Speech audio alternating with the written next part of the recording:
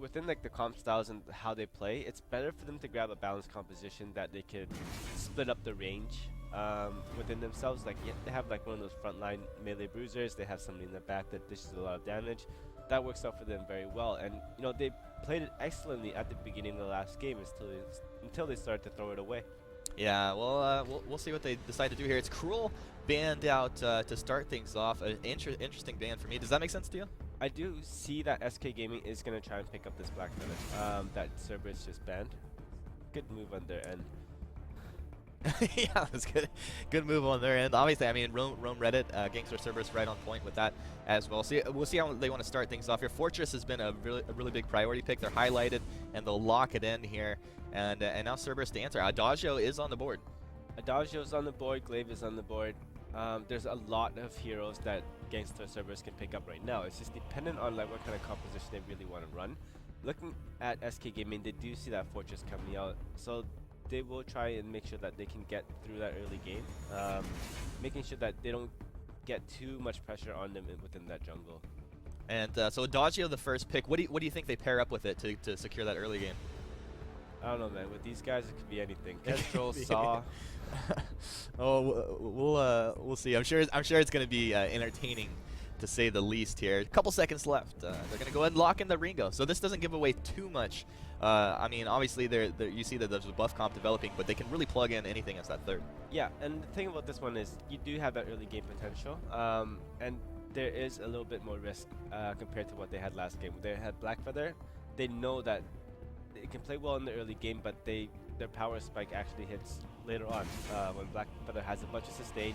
He has a bunch of damage output, and you know, Leon was playing that Adagio. He did an excellent job with it in terms of positioning, making sure that he knew exactly where to stand so that he gets all his heals and his buffs off. Yeah, and it's interesting you say that. I was thinking the same thing with Adagio.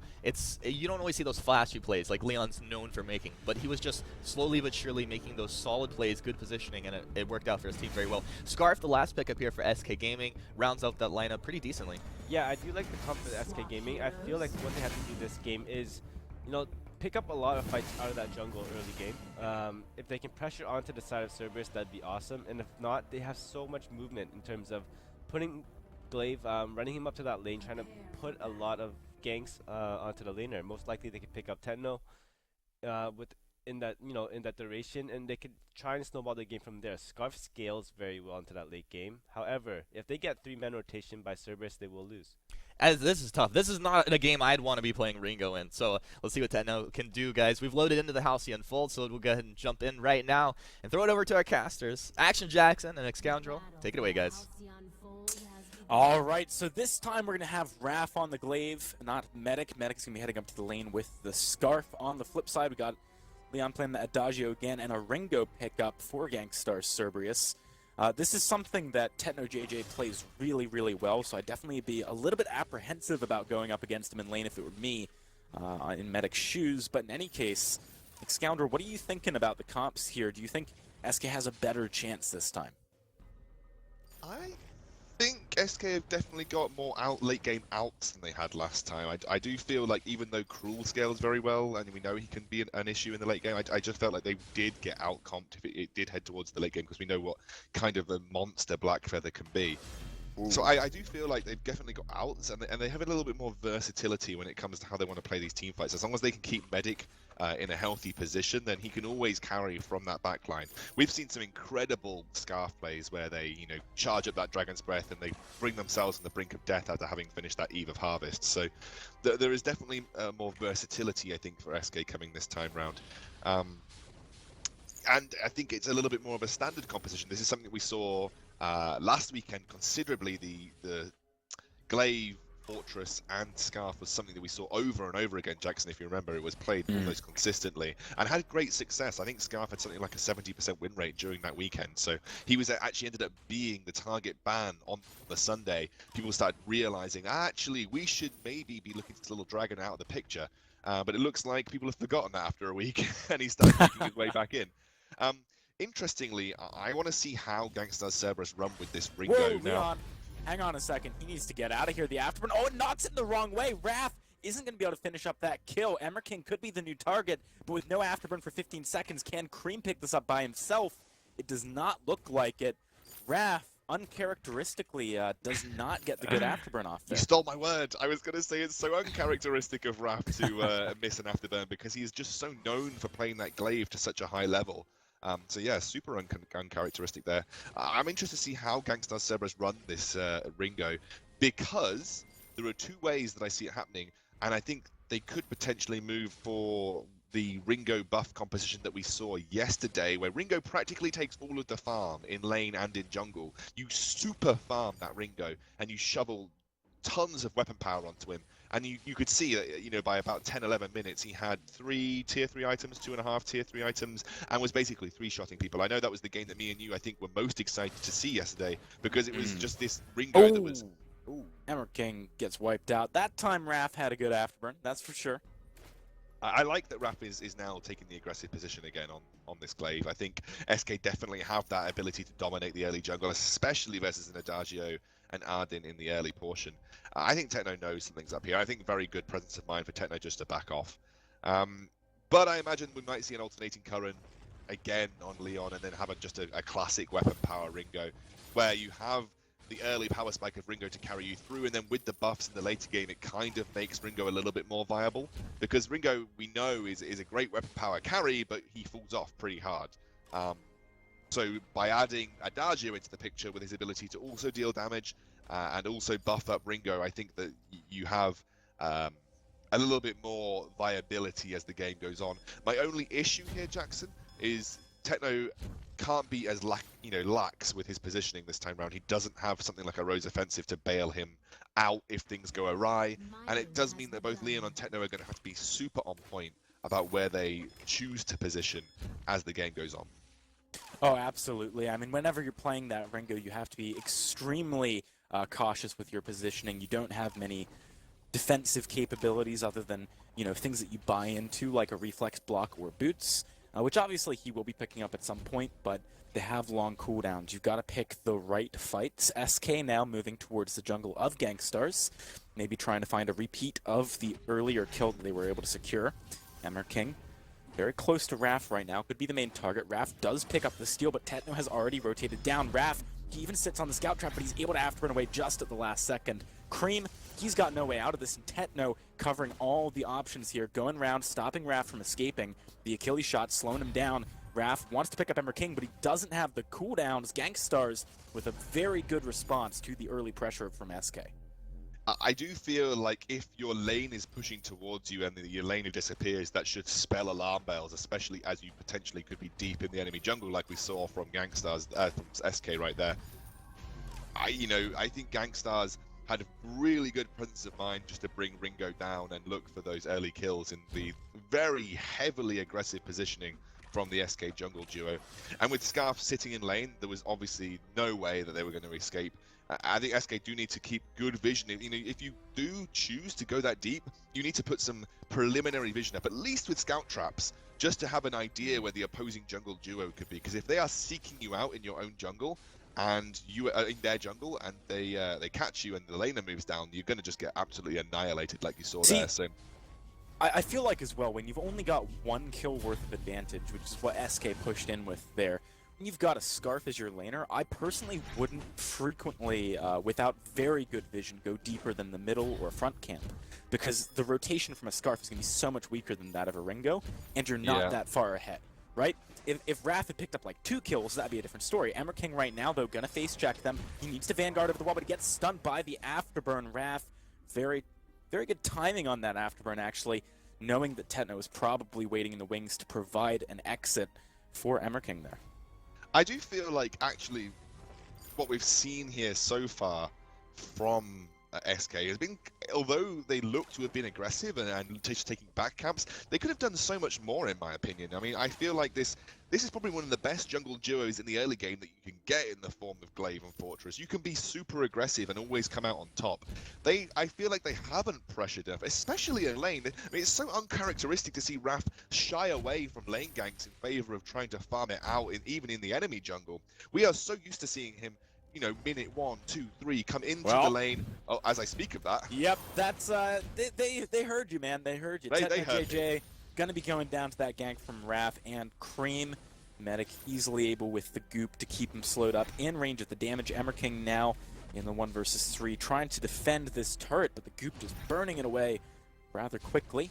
SK getting some good pressure down on this objective early on in the game. Also, they're leading by about 500, 600 gold at the moment. So SK have been able to accrue some advantages with the early game composition, but nothing tremendously large. Can they consolidate with this minion, this gold mine? However, it's almost hitting towards that immense payout. So I think sooner rather than later we will see teams look to try and pressure that. It depends whether.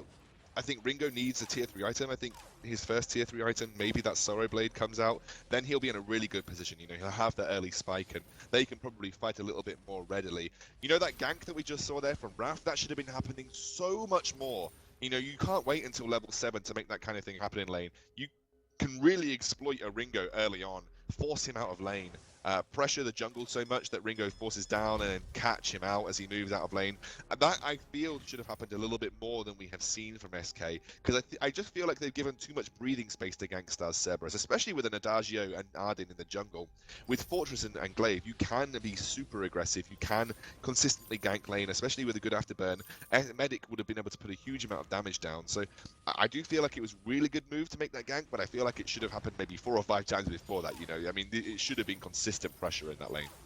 Oh, I absolutely agree with you, and I think, you know, Leon and Emmerking, it's not as if they have too much capability pre-level 6 to punish it. But after level 6, when you have 2 massive skirmish/teamfight ultimates, that's a very different story. So now, so long as they keep good vision up and maybe hover around the lane a little bit when they think Raph might be coming, it's going to be a very different story. If Raph jumps in, suddenly you're going to be eating the gauntlet or the verse of judgment. It's going to be hard to keep the fight going. It's going to buy time for Tetno to kite backwards.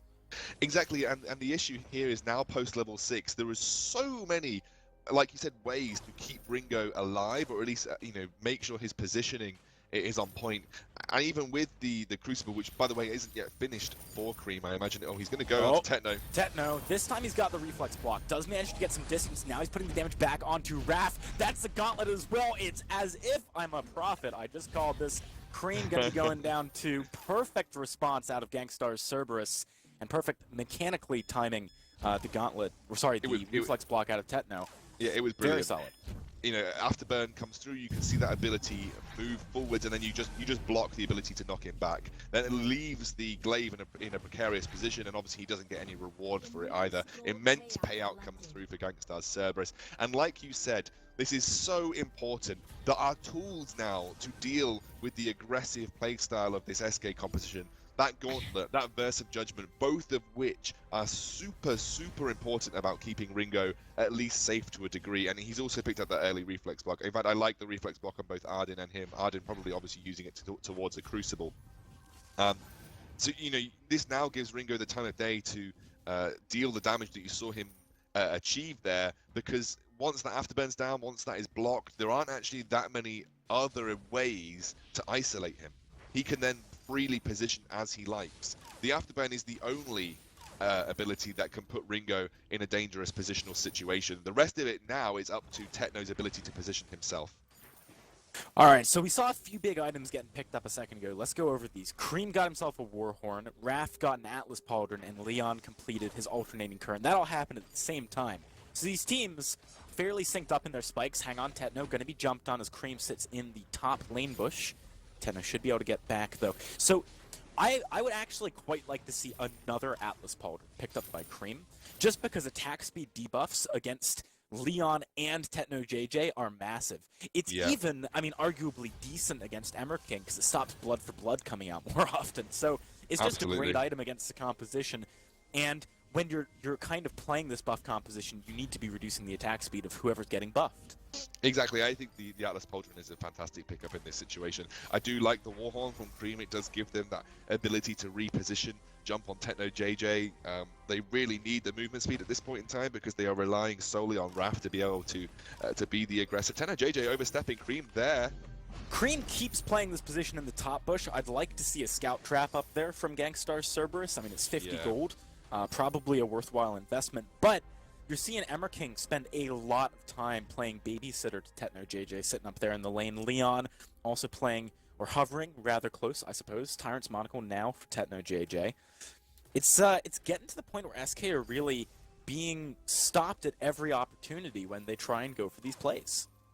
I like the positioning from Green, by the way, but he's not himself going to be a threat to Tetno JJ. You need to combine that somewhere, Green.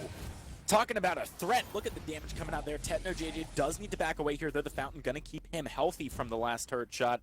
Would have taken him down, so well played by Emmer King, but, you know, this is now Gankstars Cerberus starting to take their first steps towards being aggressive themselves rather than just playing safe. Yeah, that was catching Cream out in a sort of a vision situation.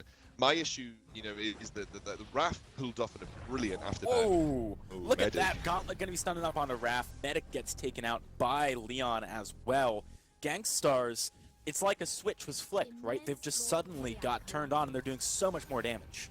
Yeah, but they've hit their sort of early game power spike as well, because they have this early game power spike purely through the Ringo's damage up, but he's got 2 tier 3 items at this point. You know, and eventually, as the items begin to stack up on Leon, you'll start to see it transition quite well through the mid game also. You know, this is a composition that covers a lot of bases in terms of power spikes across the game. You know, you're not relying on simply Tetno to carry you, and if you don't win before 15, 16 minutes, you're screwed. You have the Adagio to make up for it, to give Ringo this extra ability to perform his role in the later game. So, you know, Gankstars, they're sitting pretty happy. They've got a Crucible, the reflex blocks are available on everybody also. They've got so many fail-safes to deal with this afterburn, which realistically is the only ability that you're going to want to be worried about in terms of isolating a key target. Gankstars going to have to be careful. I think they know something's up here. Leon takes a very risky path, but manages to get away with it. I think they're in a good position to fight. There has been a broken myth and an even harvest picked up for Medic here, and I think this is sort of like the ace in the hole for the SK lineup. Even though they look to be doing fairly badly in the team fights, you still have a Scarf, and Scarf can single-handedly carry in the late game. So especially if Raph is threatening enough on the backline that you have to address him, right? Exactly. Because if you know, if they've really got one primary source of damage at the very least, which is Tetno, so he's got to kill Raph if he dives on the backline. Therefore, he won't be killing him. Yeah, and Medic picked up his reflex block as well, so that's going to give him the ability to get out Gauntlet, and it won't. You shouldn't see something happen like we saw around that gold line. Emma King, if the Gauntlet comes down, Raph now has the ability to back out. But, you know, there is that Hellfire Brew, and even if it is Weapon Power Ringo, you always do have to potentially pay attention to how devastating Hellfire Brew can be. So Medic may have his reflex block forced by a Hellfire Brew, and then it leaves Gauntlet free. There is the Crucible for Cream, so, you know, with a bit of good team communication, they should be able to circumnavigate that kind of threat. But, you know, it's always something to pay attention to, because I think there are a lot of abilities that want to be blocked by reflex block or Crucible at this point in time. Because if you block the Gauntlet, then you're not going to block the Verse of Judgment, and obviously Hellfire Brew is really good at baiting out initial solo reflex blocks as well.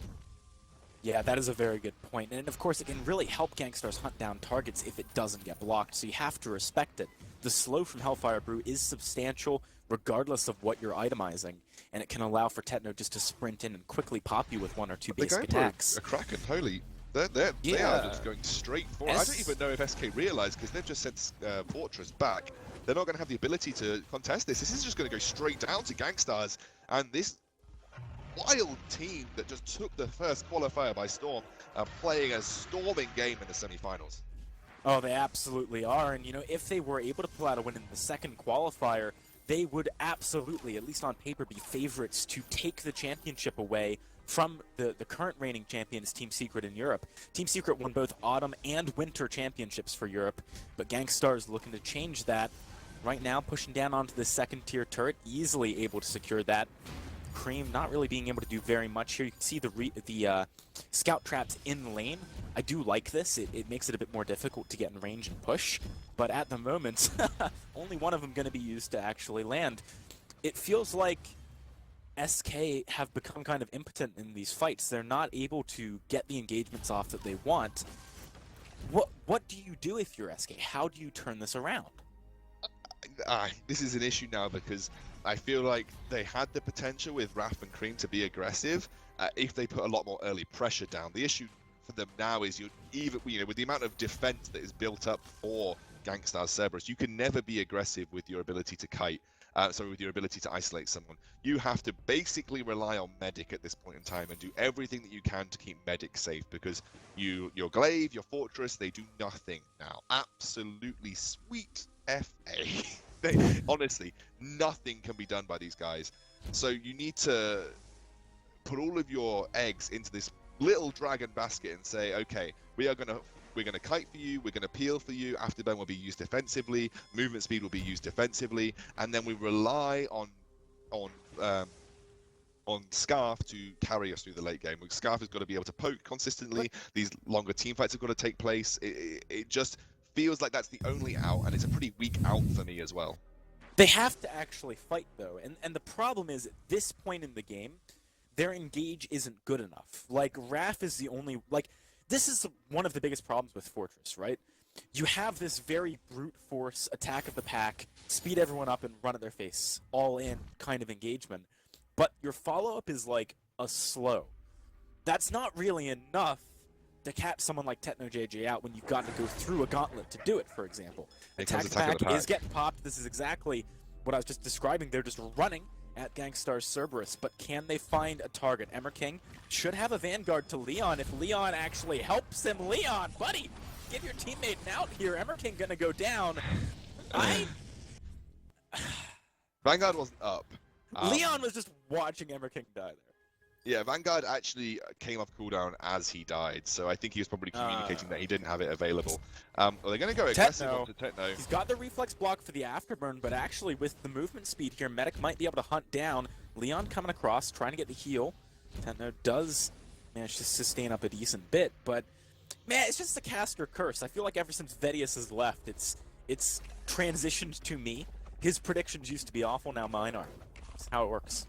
I feel like this is potentially contestable by Gankstars Cerberus, but I think with the reflex block down from Techno JJ, they don't even want to risk it. They'll happily concede a Kraken here and just try and take it out before it does any real damage to base turrets. I think at this point you're willing to concede your first tier and tier 2 turrets, but after that you probably want to put a little bit of a defense up against it.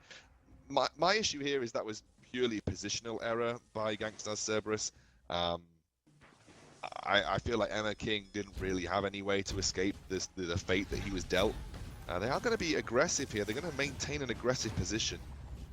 Look at how quickly they're melting the Kraken, though. It might not even get 2 turrets unless SK this really helps it do that by going in for some kind of a fight, which they're not going to. So Emmer King, yeah, he misplayed there and got caught. It cost him 1 turret. That's about it. Right now, look at Medic, though. He's already extremely low as the fight kicks off. Emmer King hasn't gone for the gauntlet yet because he doesn't have it for the next few seconds. I don't think he's going to be able to find it in time. Actually, the fountain might buy him what he needs. Techno needs to kite back here, or is he just going to get healed up? This is the buff comp. Leon just heals Techno as he sits inside of 3 people, and he wipes the floor with SK Gaming. Gankstars Cerberus, they got 30-plus seconds to push 2 turrets here. They might be able to go for the end. They certainly think that they can, running into the base. I think they can.